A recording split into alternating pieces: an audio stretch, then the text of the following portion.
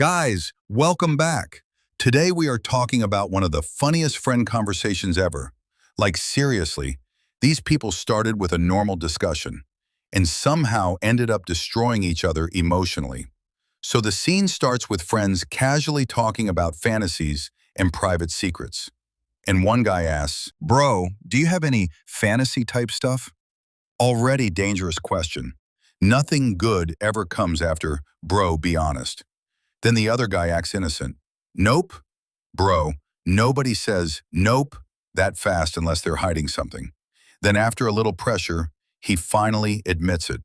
And the fantasy is based on some sci-fi movie character wearing a shiny outfit. At this point, the entire friend group loses control. What makes this scene funny is how serious everybody becomes about the dumbest conversation possible. Like they're discussing national security secrets or something. And then one friend says, "Guys don't talk about private relationship stuff."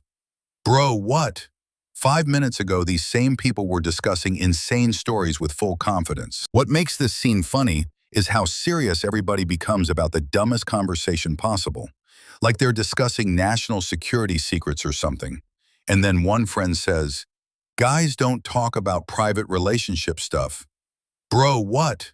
5 minutes ago, these same people were discussing insane stories with full confidence. And then Chandler enters the conversation, which means the situation is about to become 10 times worse instantly.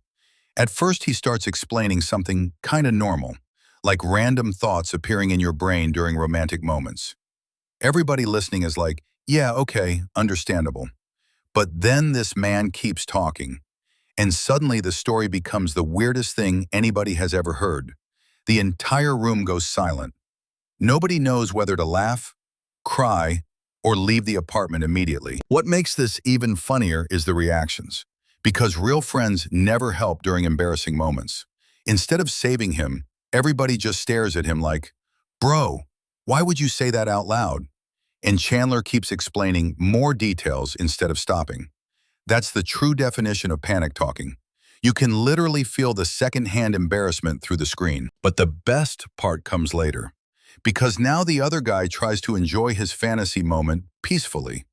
Everything is going fine, romantic mood, imagination working perfectly, and then suddenly, boom. Chandler's cursed story enters his brain out of nowhere. His entire face changes instantly. That man looked emotionally defeated and real. And honestly, this is why the friend group works so well. Every character has a different type of chaos.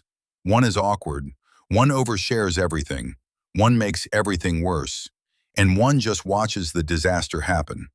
The jokes feel natural because it sounds exactly like real friends talking nonsense late at night. Even years later, this scene is still legendary because it perfectly shows how a completely